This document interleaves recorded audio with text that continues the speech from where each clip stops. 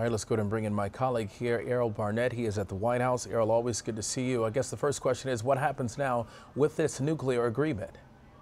Well, this appears, DeMarco, to be a middle ground that President Trump's national security team has offered as a strategy to really have two goals that it achieves. Both, it shows that President Trump is taking some kind of action on this Iran deal, something he pledged while he was campaigning and repeated as president that he wanted to rip up. It doesn't do that. It does, though, put Iran on notice and make it clear that President Trump is very unhappy with some of the country's behavior in the Middle East and other actions as well. And his national security team, though, has found that the agreement in and of itself is Iran is in technical compliance with the agreement. There has been no specific violation, and that's why President Trump noted in that speech you just showed a clip from that Iran is violating the spirit of the deal. The chairman of the Joint Chiefs also acknowledged that this deal is helping to keep Iran from gaining access to a nuclear weapon. So this middle ground option that his security team has come up with essentially allows President Trump to kick the can over to Congress, give them 60 days to really review the deal and any other aspects of the relationship with Iran that perhaps President Trump is unhappy with, and at that point determine if President Trump will decertify the deal and exit the United States from it. So it appears as if President Trump is taking action before anything has really taken hold or happened just yet. We'll have to wait and see. So, Errol, how does this decision impact how the U.S. and Iran communicate? Well, there is a diplomatic channel that the White House says it wants to keep open with Tehran. There is a joint commission of diplomats from each of the signatory nations that really works as a go-between to babysit and watch and make sure that Iran is in compliance with the agreement. The White House says they will continue to rely on that to communicate with Iran. However, President Trump has yet to appoint his official envoy to that commission. It meets in Vienna, and some other holdovers from the Obama administration had previously been attending those meetings. But it really shows, with Iran saying it will stay in this deal no matter what, all of the other nations saying because of its compliance we will hold on to this as well. It could signify a diminishing role for the United States in this agreement, less of a verbal platform to make changes if the United States steps out. And that's why the administration or the national security team here has been clear in saying that it actually is working for now.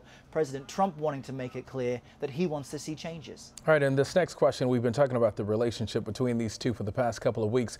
Secretary of State Rex Tillerson has publicly said the U.S. should stay in the deal. What does the president's decision mean for that relationship? Well, you know, it's clear. President Trump is the commander-in-chief, and despite what some of his staff and secretaries, as far as the Defense and State Department, say, President Trump is going to do what he wants. Secretary Tillerson, it was just last week, we remember, he was having to deny or defend against reports that he called the president a, quote, effing moron, apparently after a meeting in which President Trump requested a tenfold increase in the United States nuclear arsenal. Now, that has all been denied, although Secretary Tillerson did not explicitly deny the use of that word, and it did further bring attention to the rift between Secretary of State Rex Tillerson, who has had a diminished budget to run the State Department, smaller staff, smaller agenda, less ambitious, and President Trump, who has really railed against and used his Twitter account in many cases to undermine a lot of what Secretary Tillerson has been trying to do on the international stage with China and North Korea specifically. So this is just yet another example in which Secretary Tillerson is bringing his professional advice and saying this deal works for the United States right now, and President Trump saying, I'm going to take my own moves regardless of what the advice may be. All right, a final topic and a final question for you, Errol. Let's go ahead and talk about health care. President Trump has terminated federal subsidies to insurance companies that cover out pocket costs for low-income Americans. Politically speaking, who is now responsible for the stability of the Affordable Care Act?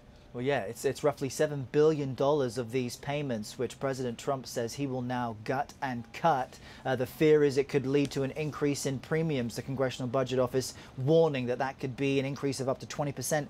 next year. A recent polling is finding that whether the Affordable Care Act improves or gets worse, Republicans are seen as responsible for what happens next. You see the numbers there. 60% of respondents in this Kaiser Family Foundation poll find that the president and his party would be responsible for the improvements or for the Affordable Care Act and this healthcare program getting worse over time. And so, you know, many voters see that this past election, the #1 campaign promise from not just President Trump, but many other Republicans was the repeal and replace of Obamacare and the fact that healthcare would improve as a result. There really, in American voters' eyes, no other excuses if Republicans who have the White House and both chambers of Congress can't take action to deliver on the promises that they made. So whether or not this executive action takes hold or has a real impact will be seen, but it is clear that Americans will blame or credit the president and his parties for changes moving forward on the healthcare front. Errol Barnett at the White House. Errol, always good to see you. Thank you. You got it.